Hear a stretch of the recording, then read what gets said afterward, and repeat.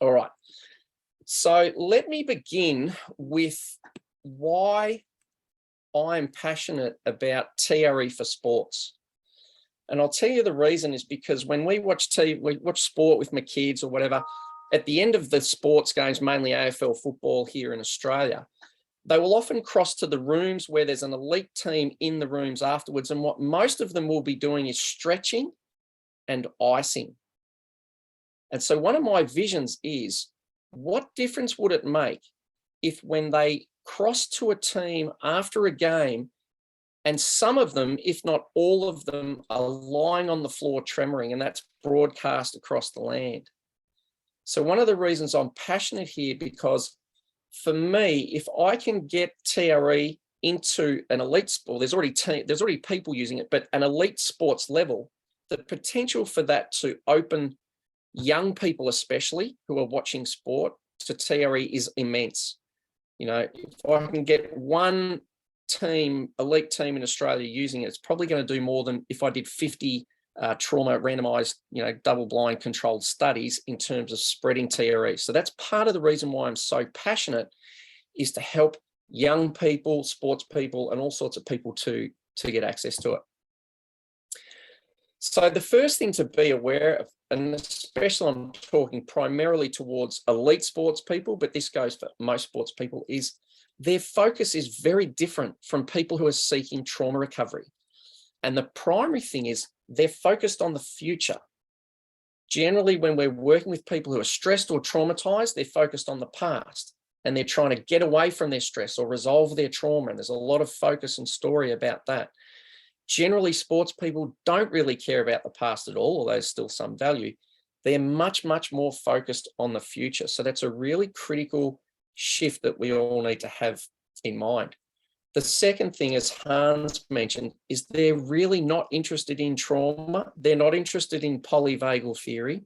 They're not interested in anything that we normally come to people with from TRE, because they're only interested in their performance and the outcomes. So all this education about stress, they don't care about stress. They don't need to know about stress. All they need to know is, how is this going to help me perform better? And one of the ways of thinking about this is, for most elite athletes, if you said the way you need to get to your goals is to be traumatized, they'll say, great, traumatize me. They don't care. They just want the outcome. So this is a really significant shift when you're starting to try to work with these people.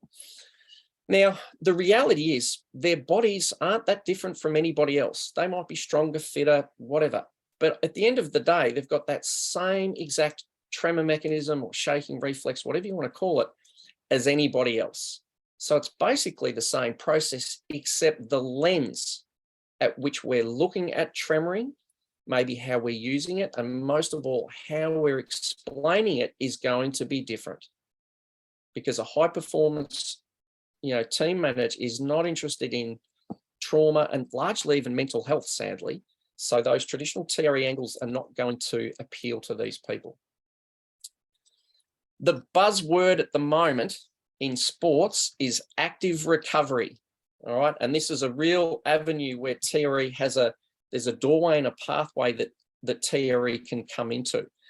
And what we mean by active recovery is literally doing things actively to improve the recovery process after training or after performance. Now, when I grew up 30 or 40 years ago, this is the way that elite sports people recovered. They got on the turfs, they had a big night out, and then they fronted up the net. They played hard and then they trained hard. Whereas these days, elite performers are doing things like recovery sessions going into the freezing cold water. They're doing ice baths, they're doing stretching, they're doing all this sorts of stuff. So they've become aware that if you want to be an elite performer and sustain that performance, you need to become elite at your recovery. And so rather than leaving recovery to chance, sports people are looking for ways to improve their recovery time.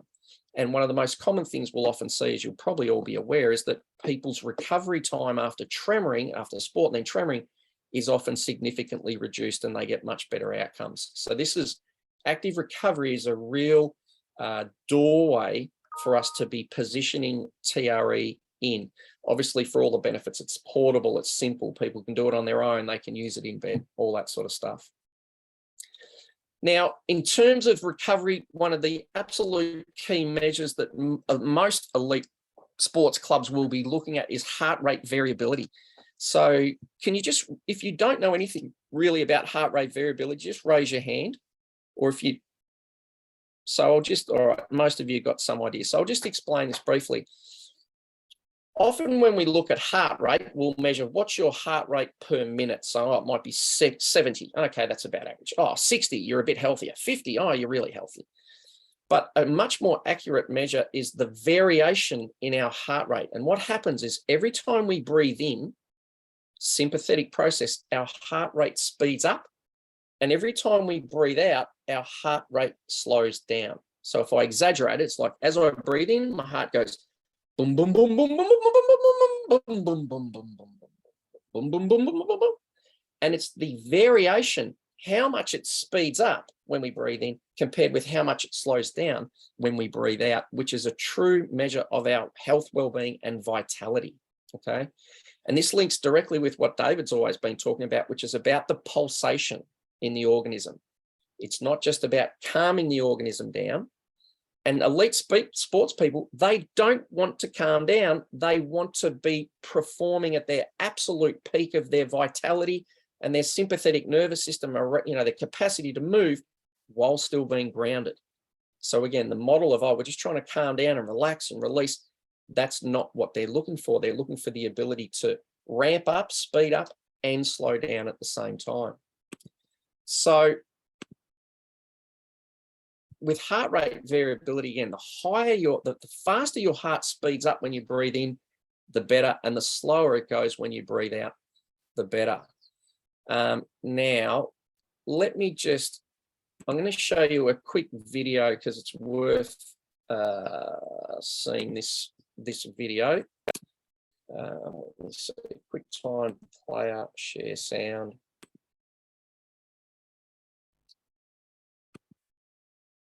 And just give me a moment, I've just got to find my Zoom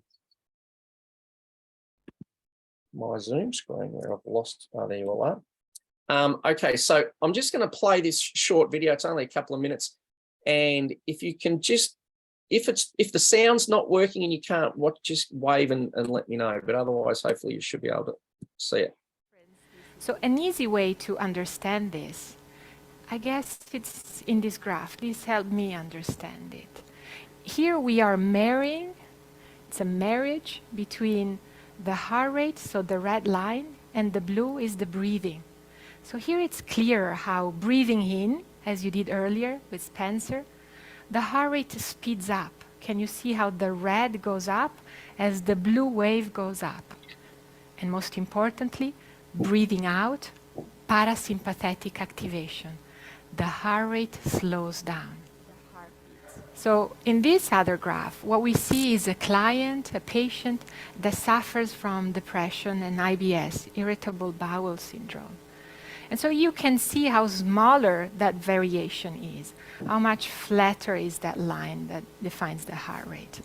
In fact, low heart rate variability is a strong predictive factor for future health problems and all-cause mortality. Low heart rate variability is associated with depression, like in this case, anxiety, hypertension, panic, post-traumatic stress disorder.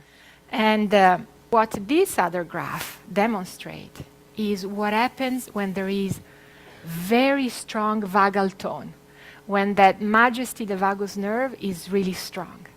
This is one of the athletes I work with. His name is Clarence Seedorf. He's very famous back home. I work with him at another football team called Milan AC. And what happens here, look at the difference. Look at the oscillation as he's breathing in and breathing out. Is able to change the heart rate mean by more than 40 beats. So the point being is that we can train vagal tone. We can allow ourselves to invite more of the parasympathetic. So you can see there, a 40 beat difference when at the end of his breathing out, his heart is beating at like 40 beats per minute, pretty slow. But by the top of the in-breath, it's at 80 beats per minute. So heart rate variability now is one of the key indicators that elite teams are using to measure training loads. So if people come into training and their heart rate variability measures are low, so they've lost a bit of then they will ease off their training loads. Conversely, if their heart rate variability levels are high, then they're saying, right, the body's well recovered and it's ready to train more strongly. So of course, if we can do things like TRE does to influence the heart rate variability, then it can have a significant factor on their ability to train. Now, let me just come back to here again. So here's a graph as an example of, this is a guy I know, a friend of mine who's an elite high performance coach, and he was using an Oura ring to measure his overnight heart rate variability. And you can see here, and he'd been doing a little bit of TRE on and off, but lots of meditation. You can see that as soon as he started his daily TRE practice, his heart rate variability went through the roof. Now, this is a skill that we can train. So the more he does it, the better and better it works. All I would say, though, is sometimes when we first teach people TRE, their heart rate variability while they're tremoring can actually go down while they're tremoring. Now, rather than going, oh, that's really wrong and that's bad, my sense is what's happening is when they're first learning, part of their physiology is still in resistance, not fully letting go. So there's a bit of a handbrake on at the time, but that soon tends to fall away. So they're just going deeply into that parasympathetic sort of finding that vagal tone so that they're getting the swinging between the two. So just be aware of that. And also, if someone does a tremor session and their heart rate variability goes down during or immediately after, it's not necessarily wrong or bad. And the way I frame this to people, say, when you go to the gym and you lift weights, at the end of your weight training session, are you stronger or weaker than when you came in?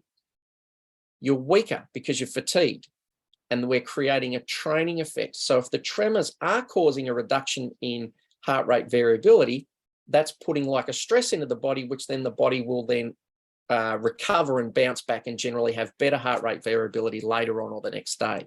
So just something to be aware of so that you're not always expecting instant improvements in heart rate variability while you're measuring it. Let me just skip forwards for a few of these. I'll come back to these. So one of the reasons HRV is so relevant is because we can measure it instantaneously using things like, polar monitors on the heart or apps. Some, Apple watches and stuff are starting to, what's the other, Garmin. They're starting to measure heart rate variability. And then you've also got the Oura ring, which is, at Oura. So what it means is rather than people saying, hey, where's the research that's been published for the last 20 years to show that this is having a positive effect? Sports people don't care about the research. They just care about how it feels in their body. And if you can give them real-time data of going, look, at the start of this session, you were here, at the end of the session here, and you're tracking their heart rate, that's enough information for them. They don't care about the science. They don't care about the research published, like all the trauma therapists and all the psychologists need all that evidence base. They just need to be able to see that it's working here and now. So that's why heart rate variability is a really useful measure for us in TRE. Now, the other element of recovery, if you want to be an elite recoverer, is you need to have elite sleep. And if you haven't seen this book, Why We Sleep by Matthew Walker, I highly recommend it. It's a great read, really easy to read. It's fantastic. And his statement in here, sleep is the greatest legal performance-enhancing drug that most people are neglecting. It's really quite extraordinary when you read it, not just relevant to sport, but all sorts of stuff. And as you all know, how easy is it to bring your legs up and do some tremoring in bed and then rock off to sleep? So huge relevance. And for a lot of elite sports people, one of the biggest difficulties they have is getting to sleep after high performance. So in Australia, our elite AFL football players, there's a real problem with using sleeping tablets to try to get to sleep. Same thing in the Olympics. You read about it all the time because they're so pumped up full of adrenaline and they've lost the ability to turn themselves off. They can be up all hours of the day and night. If we get, and again, in the book, I highly recommend you read it. If you get less than 8 hours sleep, and it's even worse than if you have less than 6, you get a reduced ability of the body to cool itself down through sweating. Your time to reach physical exhaustion is 10 to 30% faster. This is just based on length of sleep time, not even the quality of it. Your aerobic output is reduced. You have a reduced vertical jump height, less power, quicker lactic acid buildup. It affects your learning, memory, pain perception, immunity, and inflammation. So again, where TRE, like so many, like soldiers and first responders, benefit from it, elite sports people, if you can help improve the quality of their sleep, you're going to help improve the quality of their performance. When we look at injuries, here's an amazing study that he reports. The less sleep you get, the higher risk of injury. So people who are getting, 9 hours of sleep have got like a 15 roughly % chance of injury. And people who are sleeping 6 hours, their chance of injury goes up to 70+%. That is a huge, massive indicator for elite sports people who are trying to prevent that. So again, the sleep angle is another avenue where we can really be promoting the value of using TRE and tremors. Again, part of the benefit of sleep is we can measure it using sleep apps, and there's endless ones out there. Here's just a graph, and this was a young guy who had extreme PTSD after this massive trauma multiple years ago. Was at one of my workshops, sent me this a few days later and just said, oh, this has made the biggest change to my sleeping patterns of anything that there's ever been. Now, that doesn't prove it in the scientific evidence world, but to this person, it's giving him the data where he says, hey, I feel better and I can see this out there. I know this is working. So again, for sports people, if you can show them the data on an app or something like that, they don't care about what's written or researched. They're going to follow what the experience is in the moment. So the sleep apps, and like I say, all those different things we mentioned are really useful. Let me just stop. Is there any, has anyone got any major burning questions? We'll have time for questions, later on, but any major burning questions or reflections at this point on any of that? Yeah, Andrew? Yeah, just not too sure if everyone else is experiencing it or not. The internet seems to be cutting out on and off. Is that just for me, or are other people experiencing it too? Not sure. Some maybe, some not. Looks like Elena might have it as well. Okay, no worries. Anyway, we just have to pray to the internet gods and goddesses. I think it's not much we can do about that. Yeah, about every 30 seconds you go blank for 10 seconds. Yeah, okay. At my end, at least. Okay. Yeah, so a few people are getting anyway. Not much we can do. I'm hooked up and should be good to go. So, in terms of HRV apps, look, I don't have a good recommendation. If you email me, I could ask a few people around and see what they recommend and get back to you. But yeah, there's a number of them. Doesn't really matter as long as it's tracking. If you can get one that tracks real time and overnight is really good, because the overnight HRV is really good because it doesn't involve us meditating or being mindful and impacting. It's showing us what's happening at a physiological level. All right, so let's kick on. So beyond just that, as I say, the active recovery, there's a huge range of other potential benefits, not that everyone experiences this with TRE. So a huge potential benefit for the physical body. And I'll talk about each of these a little bit in turn: strength, flexibility, dynamic core stability, injury prevention, injury rehab. And then we've also got the benefits of TRE around the mind. So performance, decision-making under pressure, flow states, and especially group flow. And then separate to all of that, and seriously, almost last but least in the elite sports world, even though they'll talk about it a lot, is mental health. So, it's got an absolute value. But again, if an elite sports person needs to have a mental health condition in order to win an Olympic gold medal, that's just part of what they'll need to do. So it's a good byproduct, but it's not going to be the major selling point to most elite teams.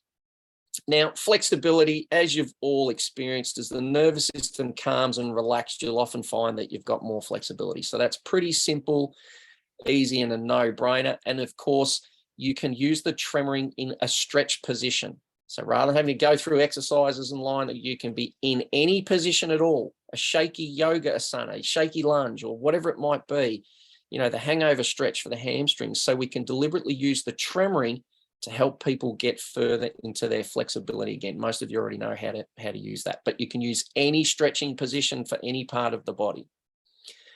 The next one is strength. And a key understanding about strength is the way we build strength is a process of tearing and repairing, so that we stress the muscles to the point where there's damage or injury, and then the strength occurs because then the body repairs that tissue even more strongly, so it's more protected the next time. So this picture here is showing these little purple blobs of muscle, nuclei and muscle cells that are moved towards the side of the injury to actually repair it. So a bit like, again, David will talk about, we're designed to evolve and grow through trauma. It's the same process in the physical body. In order to grow, there's damage that then's repaired and enhanced. One of the interesting things about ice baths is there's very varying research into whether ice baths are helpful or not helpful. And one of the factors that seems to be showing up is that when you use an ice bath, it will often help your recovery time. It will help you feel better. So you can use them when you're performing regularly, like, you know, you perform on Saturday, you want to train on Sunday or Monday. So they will often be really useful to help take away some pain and all that sort of stuff. However, ice baths appear to be that they actually limit the amount of muscle growth and strength growth. So they're a good short-term strategy to maintain short-term performance. But for example, in the off-season, when people are trying to make strength gains and change their physiology, ice baths are potentially a limiting factor. Now, of course, this is again where the tremoring can fit in, because if we look at in the physiotherapy world, which is where my background's from, all the different equipment that's being used, and less so these days, I have to say, but all the different machines that get used to help assist tissue recovery and repair at different frequencies, like ultrasound, which is going to help healing, TENS, so faster frequency reduces pain, body flow at a lower frequency gets the smooth muscle to contract and relax, so that increases lymphatic drainage and blood flow. And the question I always like to point out to people is it the machines that's making having the positive effect and the healing effect? Or is it the contraction and relaxation or the vibration in the tissues that those machines are creating? And when you think about that, it's pretty obvious. It's not the machines, they're outside the body. It's what the body is doing in response to those machines. So again, this is just about being able to frame what we're doing in a language in a way that's relevant to the gatekeepers of sports people. Now, this is another really fascinating thing, that there's a difference between our maximum strength and our absolute strength. And I'll tell you a book to read if you're interested in this more. So maximum strength is the maximum force that you can consciously create, so in a volitional movement. So if I pick up a weight and I lift it up, I go, oh, that's it. I'm choosing to lift that weight. That's maximum strength. Absolute strength is something different. That's the maximum force that your nervous system can create. And you will have all heard stories about, you know, the woman who lifts the car off the baby. And so when we're under threat, our nervous system has superhuman capacity way beyond what we can consciously generate. And amazing, only a couple of days ago, my partner was telling me about one of the staff where she works was talking about a car accident she had 20 years ago. And she was in the car, her husband was driving, she had her mother and her child in the back seat. They had a horrendous car accident. She wasn't hurt too badly, but the others were. She got out of the car and her husband was trapped. And in order to get him out of the car, she tore the door off the car. So you've heard, you know, you hear those stories. Our nervous system has much more capacity than we can consciously generate. And most of us only access about 65% of our absolute strength. trained weightlifters might get up to 80 or 90%, but even still, there's more. And so there's a group of physios in Australia and high performance, what would you call them, trainers in Australia up in Queensland. They know about TRE. They're using tremoring. They call it active tremoring. It's come through a different lineage rather than TRE and David, but it's ultimately we're working all with the same thing. And in some of their research, what they're showing is that when someone is under load, lifting a weight and they're tremoring, that the muscle contractile force when they're tremoring under load is greater than a 1 repetition max. Let me say that again. So when people are tremoring under load, could be weight bearing, could be under a machine, the muscle contraction is stronger than you can consciously train at your 1 repetition max lift, because we're training the neurological capacity of the nervous system. So basically, it's a fairly good hook. And this is what these guys up in Queensland who are doing a lot of it, people are getting extraordinary strength gains, beating records, because they're training more to a higher capacity of strength in their body than anyone else can train cognitively. So that's a pretty big selling point, is you can say to people, hey, would you like to train your strength greater than you can train with a 1 repetition max in the gym? They'll either not believe you and dismiss you, or they'll go, right, I need to find out what's going here, because that's a real competitive edge that other people aren't getting. I'll talk about that a little bit longer. Another element to be aware of is that most sports people are looking for power, which is a combination of strength and speed.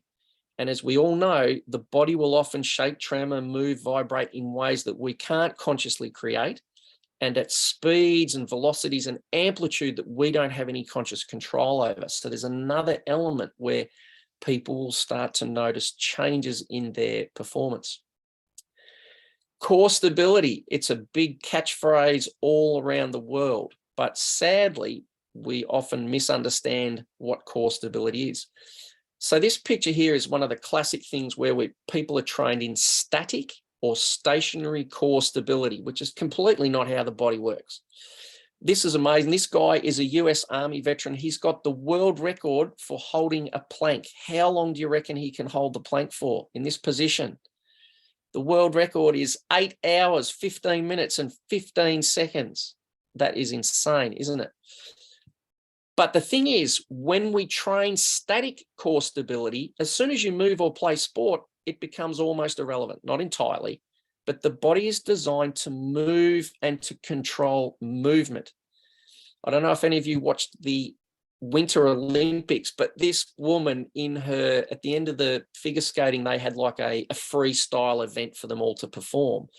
So this woman was skating around in a circle on her blades and leant back all the way and then skated around in a circle, holding her body in this position.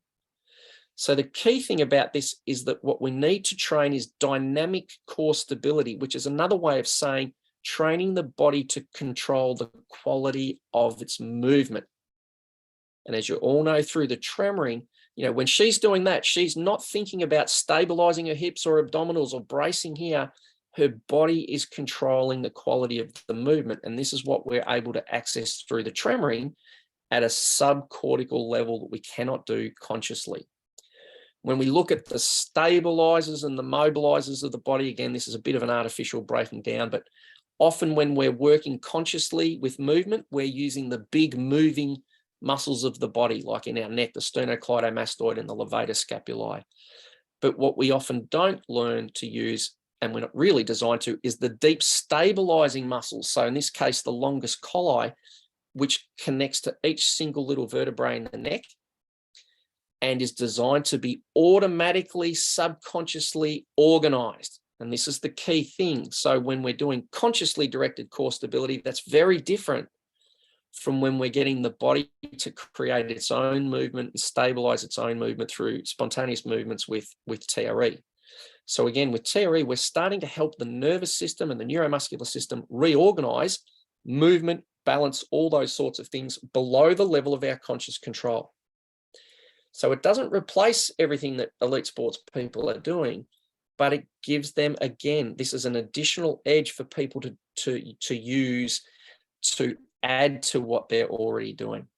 So of course, we've got all these deep stabilizers in every joint of the, every joint of the body, in the rotator cuff. We've got the psoas muscle, again, which 90% of people don't even know about, yet alone can access or use for lifting. And again, it's not really designed, we're not really designed to be doing all these conscious movements, because you imagine what it would be like if you had to consciously think about standing up as a baby, which muscles to contract. Our organism takes care of that. And it's the same with dynamic core stability. So again, it's a huge area to see improvements for elite athletes that they really appreciate and value. Balance, again, is another real key, a key indicator for them. Again, it is not something that is a conscious process. It's about the whole organism working together in order to maintain balance. So again, we're giving this avenue to come in and work subconsciously or subcortically with the body to help train these responses. And a great thing you can do is to do a pre and a post test. So, get people to do whatever activity that they measure their well-being, like it might be a balance task, it might be a flexibility thing, get them to tremor and then get them to do the same exercises afterwards so they can start to notice and feel the difference. Again, this isn't going to replace all the work that they're doing, but it's going to support and enhance it. Any questions there at all or reflections? Wave your hand, otherwise I'll assume you're all going okay. All right, good. So here's something else to think about. What is TRE? Oh, well, we're so used to saying it's a series of exercise, blah, blah, blah, blah, blah, or it's a trauma release process. But again, that's not going to cut it in high performance sports. They're not really interested in that element. So some terms to describe, these are kind of catchphrases and buzzwords that are going around at the moment. Sensory motor retraining. That's a common term. What's it mean? It means training the nervous system to work more effectively.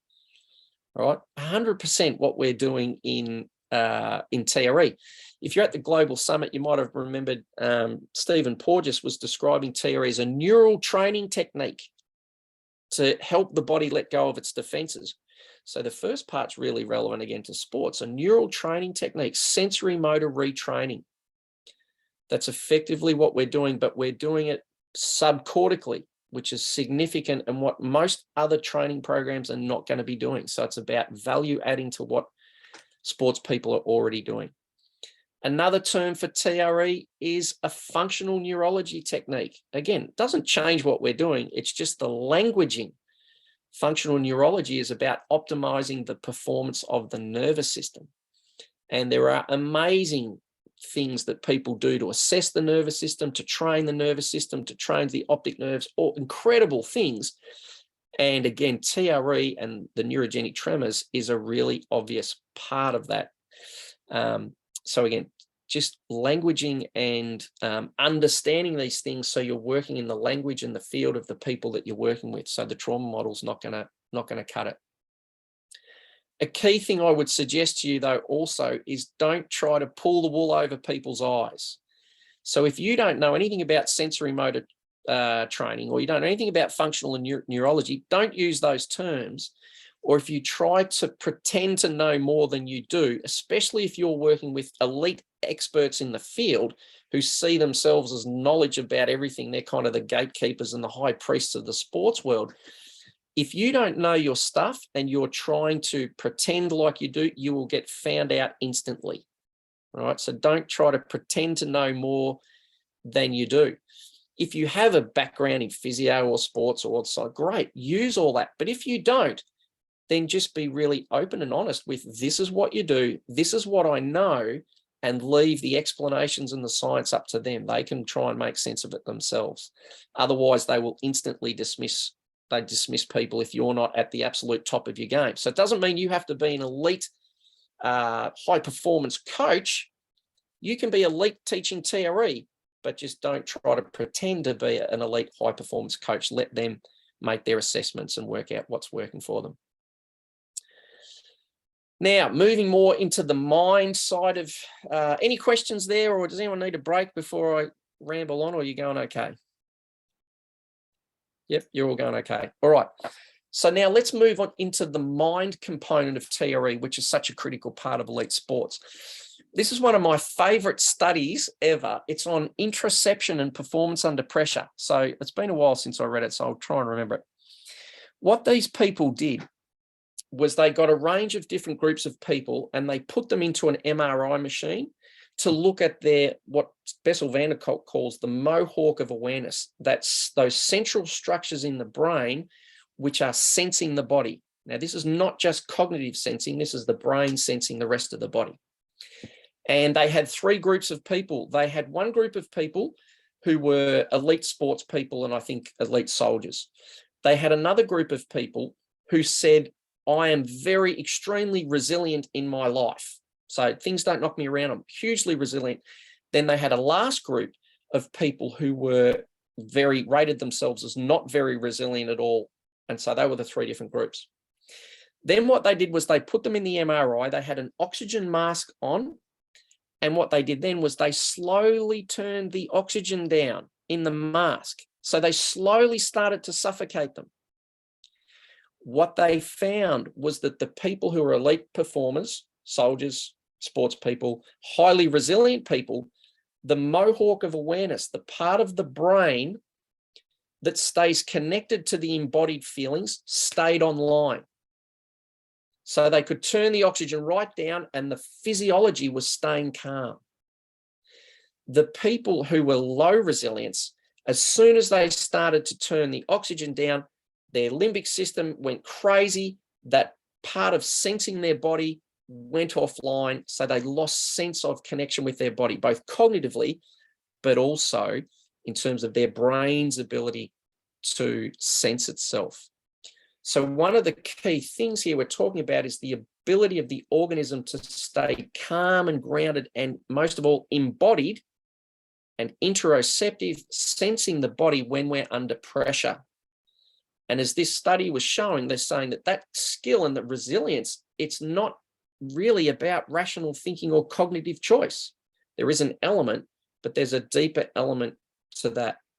So enhancing embodiment and body awareness and interoception is another crucial part of high performance sport. Most commonly, for example, swimmers will talk about feeling the water. So the ability to feel and sense their bodies. And most elite sports people are very in tune with their physiology. So again, another avenue where we can train them to have greater benefit. Also in relation to the mind, and again, for me, this is one of my favorite elements of TRE, is when people want to get into flow states or the zone, or jazz musicians might call it the groove or the pocket. So those times in life when time starts to distort, it either slows down or it speeds up. Generally in sports performance, time will slow down and we lose track of time. In those experiences of a flow state, our sense of me doing the process starts to fall away. So I'm still there, I'm still watching, but it's like I'm not cognitively doing the process. I've trained this skill and now it's just happening automatically. And then in that experience, people have a sense that the action and the awareness come together. Again, so it's like I'm aware of what's happening, but I'm not doing it, but I'm doing it. And so the body starts to take over. And this is really the peak performance state that all athletes are trying to emulate and get into all the time. One of the sports psychologists at one of the unis in the US, it's every gold medal or world championship that's ever been won, most likely we now know there's a flow state behind the victory. Because in those states, people's physiology starts to take over and it's not just being cognitively and consciously directed. Now, we all experience micro flow. And for me, do you all relate to you lie down, you're tremoring, your brain is racing. By the end of the session, your brain's slowed down and you're like calm and peaceful? That's basically training or entraining a flow state in our brain. It's a passive flow state because we're lying there and doing nothing, but it is in training a flow state. Just quickly, I'll talk about this. So if we look at brain waves, it took me years to work out how to remember the different names. So the little acronym for there's beta, alpha, theta, delta that I use is BAT dog. So you all know Batman? Batman and Robin. So he's got a dog. It's called Bat Dog. So the B for beta, A for alpha, T for theta, D for delta. That's kind of just how I remember the brainwaves. Doesn't really matter. But what happens is when we're in our normal waking mind, you lie down to tremor, your mind's racing, it's anxious, it's stressed, you're thinking about the past, about the future. And then as we start to tremor and the movements start to meditate the mind, we start to experiencing a slowing of our brain waves, what's sometimes called transient hypofrontality, meaning the cognitive part of our brain, that thinking part of the frontal cortex starts to slow down, or it also gets called defrontalization. And we all know this in TRE, and we see it when we're working with people and we experience it ourselves. There's that quietening of the thinking mind. So moving down through those alpha and theta states. And then the last bit of Bat Dog, the G, is what happens is when our brainwaves slow down, we will then get little spikes, what are called gamma spikes. And that's when you're all peaceful and calm. And then all of a sudden you have a moment of inspiration. Oh my God, I've just realized this, or this is linked to this trauma, or I know the name of the book that I've got to write, or whatever it is. And those little peaks are a peak, a little spike where it speeds up. And they will come and go throughout the process. So there's this sense of getting into flow states is getting down into that alpha and theta state where we're still cognitively aware and alert, but we're not thinking and cognitively doing it. And so this is where, again, TRE is brilliant for this and teaching people, or actually allowing people to entrain themselves into flow states. So here's just some slides that I showed an elite volleyball team that I work with each year. One of the things about calming down is it's very hard. We can train it and it is a skill, but it's often quite hard to calm your mind down consciously using your mind. Otherwise, we would just tell everyone, relax, go to sleep. Relax, let go of your tension and trauma, it'll all be gone. So we often have a limitation. So when we're stressed, when we're under pressure, our thoughts and our cortex will start to speed up, become more vigilant. We'll be overthinking. Our limbic system starts to fire up. We get into a nervous state where either get more reactive and our body begins to tighten up and tense. Pretty simple, obvious stuff. You all know this. But then when we come into a flow state and our body starts to calm down and things start to move more efficiently and smoothly, our mind becomes clear. We don't feel the emotions. We're not stressed. We're not anxious. We feel calm and connected and embodied. And our body then becomes free to execute its embedded skills that people have trained for years and years and years. So it takes that thinking mind out of it. And this is obviously so relevant to TRE, because when we're doing TRE, we're not making it happen. We're practicing allowing the body to take over, or the organism to take over. And that's critical, because when it comes to flow states, you don't think yourself into a flow state. It's something that you drop into or surrender into. Now, one of the ways that people, and this, again, I'll show you a book in a moment that talks about all the different ways of inducing a flow state. And often what it involves is putting yourself in a life and death situation, which is why extreme sports, they're not actually about adrenaline.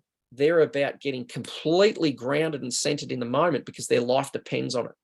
You're never as more embodied and alive as if you're about to die.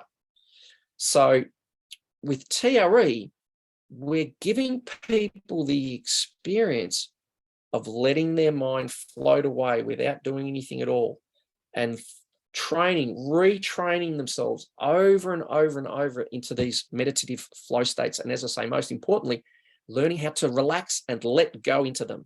It's the paradox. It's not a cognitive process. You might do things to get to that point, but it's about letting go and surrendering. So from my perspective, I haven't seen anything on the planet where you can train and entrain and practice falling into a flow state like you can with TRE. So it's huge applications to high performance.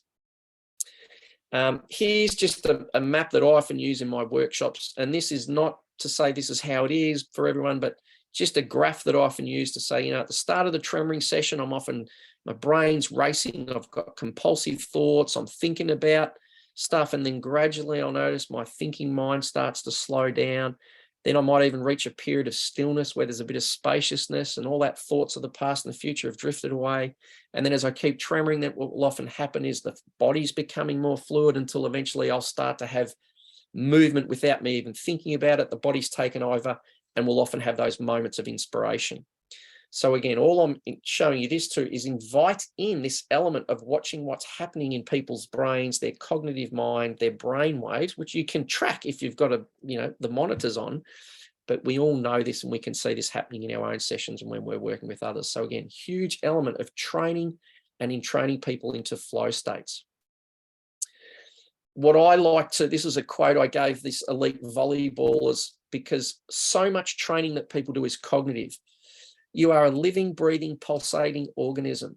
Train your parts as you always do, but remember, in that split second when it's just you and the moment, it's your body that's the artist behind your movements. So this is the thing, just about all the training that sports people do will be cognitively led. It will be top down. Amazing. And this is where TRE is completely different, because we're working at that subcortical level where the body's organizing itself. And in moments of peak performance, people aren't, when they're playing at an elite level, they're not thinking about, oh, I've got to hold my wrist here and I've got to, it's just starting to flow. So it's such an obvious and direct link to TRE. One other area around flow, which I find more exciting than anything so far, but it's still, again, in early days, is looking at group flow states. And there's an article there, again, we'll send you the PDF, the slides. If you Google psychology today, why team flow is a unique brain state. So if you want to write that down, I'll just give you a minute to write that down. Google psychology today, why team flow is a unique brain state. So the research is showing how when teams are in those moments of team cohesion, their brain waves start to get entrained with each other, and certain parts of their brain calm down and certain parts of their brain speed up. So again, in the old days, we would do team bonding, which would mean let's go to the pub and all get drunk together and become better friends. And it would work to a certain degree. Whereas now people are doing mindfulness meditations together. They're following these things to try and get their brain waves to link together as a way of forming better team cohesion and performance. And the research is very clear about that. When people are in a group or a team flow state, that their brain waves are starting to sync up. Now, all of you here have experienced what it's like to tremor in a group of people. You know, you walk into a room, you don't know anyone, you've got all the normal social anxieties or whatever, you're happy. And by the end of one session of tremoring, you get up and there's a completely different feel of connection and entrainment in the whole room. So if you're working with team sports, if you can get them all tremoring together, maybe adding in mindfulness at the same time or whatever, this is starting to train the neurobiology of flow states, again, in a completely different way than most of the other ways that we're doing. And that is really, there's some real magic. You all know what it's like in a workshop or in a group setting when we're all tremoring together and our bodies are all starting to interrelate and vibrate. So there's a huge potential to help physiologically get teams to entrain with each other. Another way I like to frame this, because again, it's so out there, it's so outside the box. Most of the elite high performance coaches have all been told that shakes and tremors are a sign of weakness and fatigue, like all of us have been told over the years. So bringing this information forward, you're going to hit the same barriers that you hit when you take it to psychologists and psychiatrists who are going, oh, we haven't heard about it. What is all this bullshit? So one of the ways I often like to frame it is around the use of spontaneous movements in martial arts. And the ancient samurai practice a technique called Seiki Jutsu, loosely translated as life force yoga. Basically the same, different way of going into it, different way of making sense of it, but they would meditate to the point where they calmed their cortex down enough that their body would begin to slowly, spontaneously move and stretch. Basically a different way of coming into spontaneous movement, not necessarily tremors. So that these ancient samurai were using this spontaneous recovery reflex for themselves. And so most people, when you think about samurai, all those films that they would make about having superhuman strength, elite warriors one moment, Zen masters the next. So it's just another model of going, look, guys, what we're doing here is something that ancient martial artists have known for years and years and years and years. We're just introducing it in a different neuroscientific way. So again, it can just start to make the links there. I have got a video I can show you on Katsujunundo, but I don't think I'm going to run out of time there. As I mentioned, again, I'll send you the slides. Here's the two books about the best books I've read about flow states, both by Stephen Kotler and one other guy there. The Rise of Superman is read that first, and then Stealing Fire is the second one, and that's much more on about group flow states. So The Rise of Superman, read that one first, and then Stealing Fire is the second one. Stephen Kotler, Kotler. Brilliant books, highly recommended. I mentioned earlier, again, mental health is an area not to be overlooked, but generally it's kind of the last place where you're sadly going to get into the elite team's performance unless you get a well-being manager or something who's really, really big on it and gets it for themselves. All too sadly, it's often sort of a byproduct, but of course, if they're using tremoring, it's going to have a positive effect for them there as well. Now, before I come down to a couple of practicalities about TRE, anyone, any questions or reflections on what we've covered so far? Just give us a wave if you do. Otherwise, I'll just run through. I've only got a few more slides just to go through the practicalities. All right, I'll keep going. So up here, this is what I put in, is integrating tremoring into existing routines. So the reason I'm saying this is most elite performances really aren't going to dig the 7 TRE lead-in exercises. They're already doing endless exercises. It's not about the exercises anyway. They're just a way to get into the tremoring, even if you don't know, we don't really need them either. So what I'm recommending is that you're looking at integrating the tremoring, which is really what TRE is, getting the tremoring and linking it into their existing routines wherever they can. So whether you're using what in Australia we call a quick start, just using the butterfly sequence, or tuning the knees, bringing the knees up to connect to the tremors. If they're already trained and performed, they're already going to be pre-fatigued. So that's an important factor. You don't want to introduce a new modality, TRE. You've got to do these exercises and then you tremor. You want to get them straight connected to the tremor mechanism. That's where the value is going to be for them. It can help then in that setting to recognize, if you don't know this already, that at rest, even at rest, our muscles are still contracting and relaxing. There's electrical activity in them, which if you do an EMG test, it will show. So framing it to people and to us as providers is that even if I'm holding my arm out straight and it doesn't look to be moving, at the muscle fiber level and the electrical level, those muscles are already tremoring. They are already vibrating. So the tremors are already there. We don't need to activate them or invoke them. We're just going to connect with them and give them time and space to build and amplify. So that's something that's also useful. So you don't have to think, oh, we're going to do all these exercises to get to the tremors. Elite performers love visual data and managers. And again, they're not interested so much about what all the research books say, although that can be relevant. They're more interested in what they can measure and see in the moment because they want to be ahead of the research so they can beat everyone else. So I do want to show you this study if you haven't seen the Dogfield study, because this can be a great example of showing the physiological effects of tremors. So let me share the Dogfield study. It's only a minute long. So in this study, they were taking dogs for walks and they would just happen to be mentioning heart rate. And they noticed this was a byproduct that they weren't really looking for. You'll see down the bottom, there's a graph with the heart rate. The heart rate's going up, the dog shakes, and the instant it shakes, the heart rate starts to come back down. Here's another dog, its heart rate is going up, it's getting stressed, it shakes, and instantly it changes the direction of the heart rate. Over and over again, this is what all the data is showing you.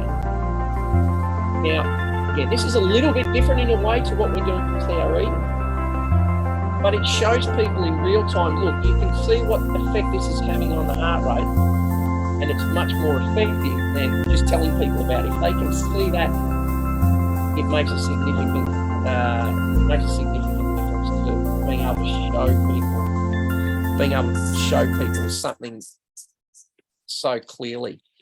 And in that study, 100% of the dogs shook, and 100% of the time their heart rate went down. I think it was something like 12 to 15%, after a 3-second shake. So hugely significant. Again, just having something to come and say, look at this, when the dogs shake, the heart rate goes down. We're not so different. It can be a useful, framing. All right, not too much longer. Bear with me. You can always fall asleep or run off if you need to. Now, just to finish off, so some considerations about introducing TRE to sports people, again, primarily elite sports people, is be aware that you may create a period of destabilization and temporary skill loss, because if they've trained their body a certain way in a certain tension and organizational pattern, and then we change that pattern, initially at least, they might go, wow, this feels weird. I can't do what I used to do. And there can be a period of deorganization. So it's important to be aware of that, because if they're having that, you go, yeah, fantastic, this is great. If you want to renovate a house, you've got to knock it apart first. You can't just keep changing it. You've got to break it down to be able to build it back up again. So that's interesting. You need to be aware of that if that happens. Therefore, it's often best introduced during their off-season or their pre-season. You can do it anytime. And if people are just down the local park, weekend warrior sports people, they're not going to care. You can introduce it anytime, but more high performance, good time during off or pre-season. And the other caution, of course, is when people are using it immediately before performance, because as most of you know, once you've been in a tremoring activated state, there might be a lag of 10, 15, 20 minutes where your body's going to start tremoring again. So one of the fears that sports people have is going, but what happens if I start to shake while I'm trying to do my task? And again, that's something that they can learn to control pretty easily, but you just need to be aware of, it can be fantastic for pre-performance nerves and anxiety, absolutely brilliant, but they might want to do it 2 hours before they play rather than 10 minutes. But with practice and training, they can make that decision, but just be aware of that, because if they do something and it feels like it's not helping instantaneously, then you can lose them very, very, very quickly. Another element to be aware of is using positioning to target specific areas of the body. So get right out of the idea that TRE is about lying in the final parallel position and tremoring on your back. Can be useful, can be great, but we want to become more engaged so we can, again, because they're going, hey, how do I help my shoulder release?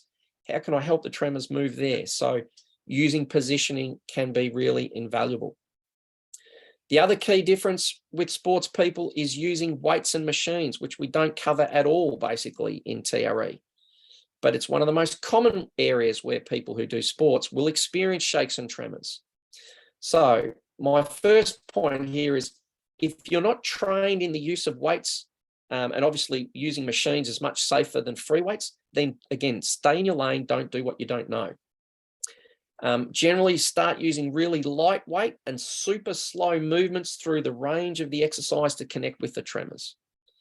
Once people get tremoring, then there's a few options. One I call going local, which means you get people to hold their spine still, their core stable, and they let the limb and the machine move around. Going core, which means hold the machine steady, so don't let the hands or the feet move, and let the core move and the torso move around. Another one, which I'll call going global, where you're letting the machine, your limbs, and your core all move around, so your torso as well. And then going controlled, which is an interesting thing. Again, we don't look at this in TRE so much generally, is when the tremors are being discharged, there's a thing, and they've had a big shake, is coming back to that movement and using cognitive control to create really smooth movement. Again, a little bit of a outside the box and a little bit outside the TRE model that we've had from the trauma release, but another area. So again, key thing here is, if you're not qualified to teach weights, then just, if you want to do it, work in partnership with someone who is. Can be incredibly profound at targeting any muscle, any movement, to start to coordinate where the tremors are, because what will happen is, in the range of movement where there's unresolved injuries or past positions, that's where you'll find the tremors. They will show up in little areas where the organization of movement isn't so good, and the body will start to shake and tremor there. Here's just a video showing some AFL footballers using weight machines, doing their tremoring. using all sorts of different stuff.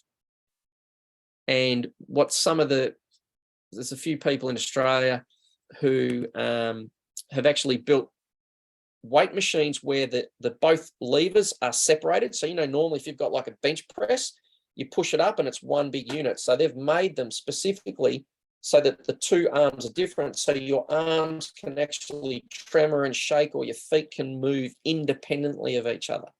So that's just a whole advanced way of using machines. Integrating tremoring into Pilates and yoga. With Pilates, all those movements, again, slow, simple movements, tremoring in position, holding the position, absolute no-brainer. But if you don't know how to do it, just work with someone who does, or go and learn how to do that. You can also consider sports-specific movements, so tremoring in specific positions or, movement patterns that people use. Again, this is if you've got those skills and you can read the body and you know what you're doing in terms of working with the physiology of the body that way. You could have people, for example, tremoring when they're in this rugby scrum. So they're training, so they're actually training their muscles at their absolute strength rather than their maximum strength. Obviously, if you're using positions like that, you need to be cautious and careful that you're not going to create injuries. So again, you need to have that level of expertise. One last thing to also consider here is that mindset training for elite athletes is crucial. And I really think it's crucial for all of us in TRE, because even if you tremor every day for 30 minutes, what are you doing with the other 93% of your time? If you tremor every day for 30 minutes, sit on the couch, watch bloody reality TV, eat junk food, you're going to have a shit life. Tremoring's not going to fix everything magically. So especially for elite performers, how they're thinking for the other 93% of their day is going to be critical. So I'm just putting that in there so that if you are bringing tremoring and TRE into elite performance, that you're really aware that it's a cog in the wheel, or a spoke in the wheel, or a piece of the jigsaw. It's not the be all and the end all. And if you come in with that sense of this is the greatest thing, it's going to fix everything, again, very quickly you'll get dismissed. So there's a critical element of mindset there. Hans, how you go? Have you got a couple more minutes, or do I need to wrap up? Or I think it's very interesting. So just complete your talk, and then we will. All right. It's not too much longer. I tend to gas bag, don't I? But anyway, here we go. So another thing is about talking about neuroplasticity. So framing how the results are going to come.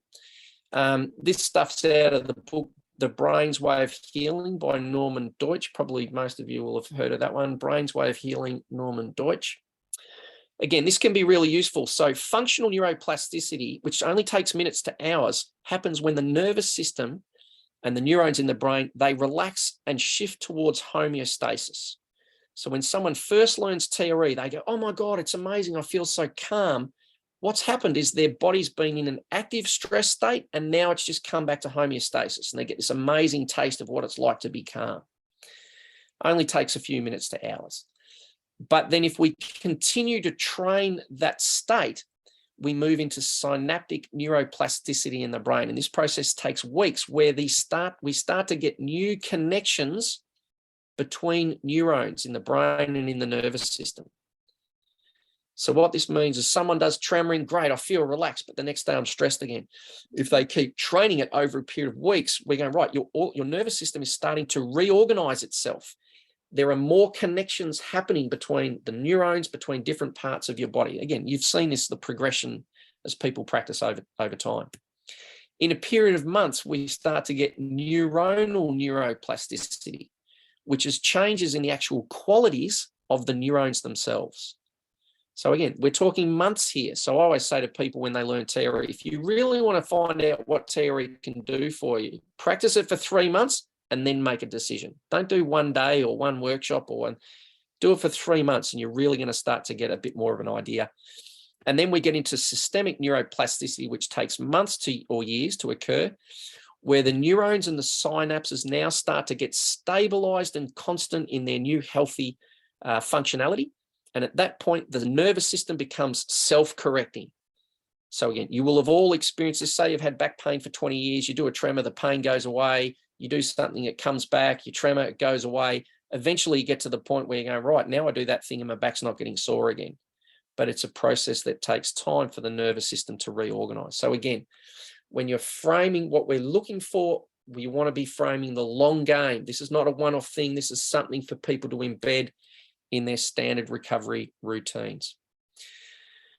No different to anyone else. They're going to hit blocks in their body. They're going to hit resistance points. Many of them are going to have unresolved trauma that they will have never wanted to think about or talk about. And then, of course, your pre-existing skills, and that can help them guide through that, whether that's in the tremoring or any other help that they might need to get.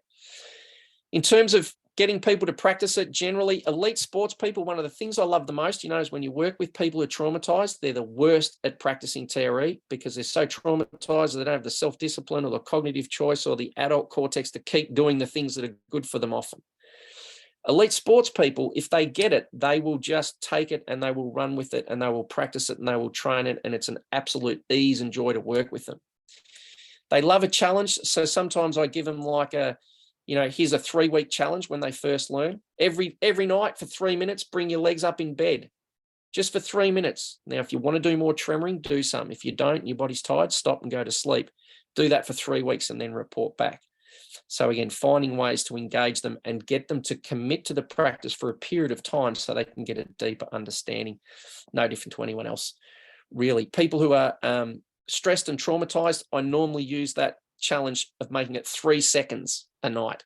So just lie down in bed. This is all you're going to commit to. Bring your knees up for 3 seconds every night. Can you commit to that? Yep, I can do that. After 3 seconds, if you want to keep tremoring, tremor. If your body doesn't want to tremor, don't tremor. So all you're committing to, I think it works out, if you do 3 seconds a night for 3 weeks, it works out as like 10 minutes over 3 weeks. So again, it's just getting people into the habit of giving themselves the opportunity to tremor, because most people, if they hold it and they get into that, they'll be like, right, I might as well do a little bit anyway. Sort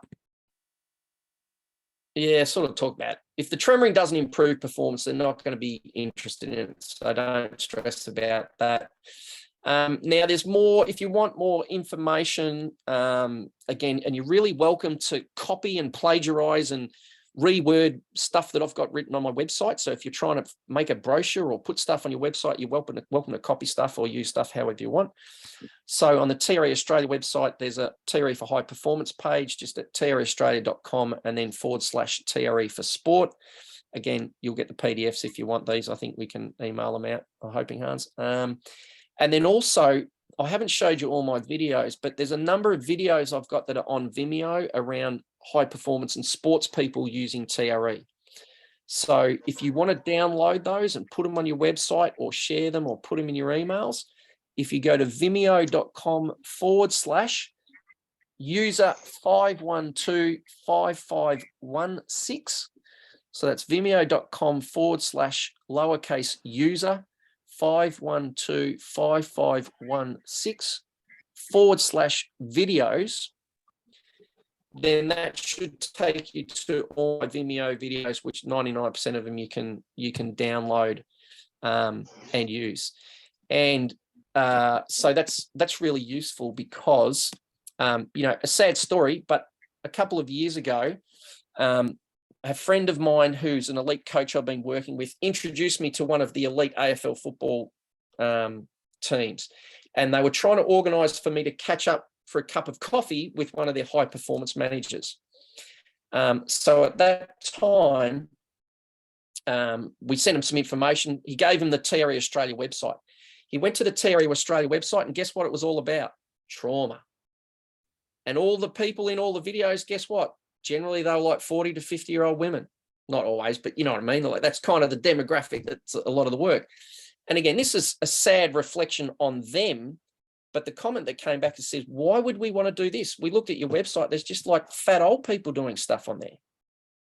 So again, that's a harsh reflection on them. But the reality is we're talking about elite performers here. And if we've got all our normal materials of just, 35-year-old, 40-year-old woman in a tracksuit pants or a skirt or whatever, it doesn't relate to them. They're looking for the best of the best. So that's what I say. Those materials, there's some, videos of elite sports groups doing it. If you want to make use of those, then it can be really helpful because it's a matter of just getting your foot in the door.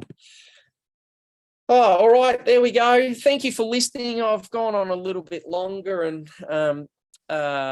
I think, Hans, now is the process, Hans, we all hang up, click out of this one, and those who want to have questions. First of all, thank you very much for this very interesting and highly useful talk.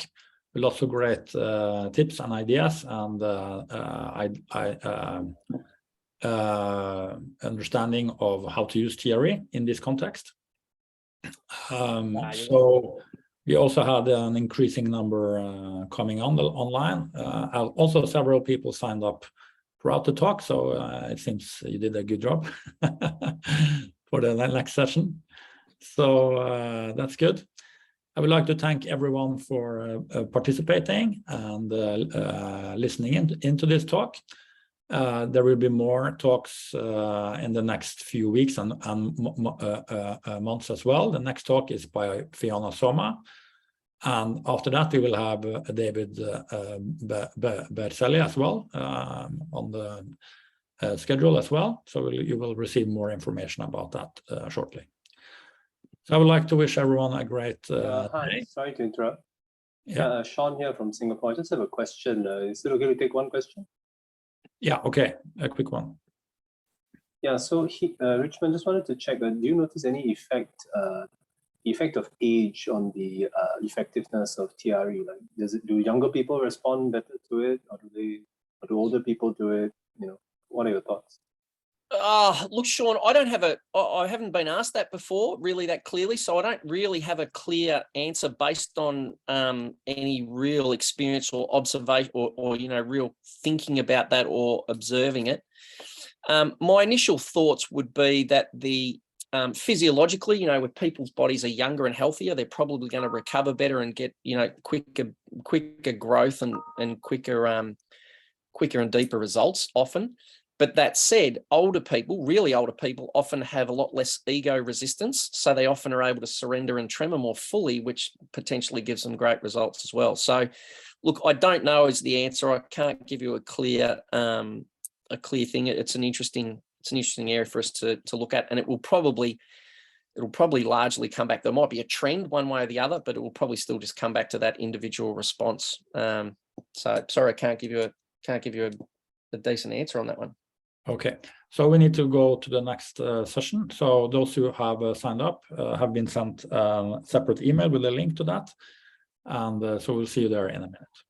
Okay, bye-bye. Have a great day. Thanks, everyone.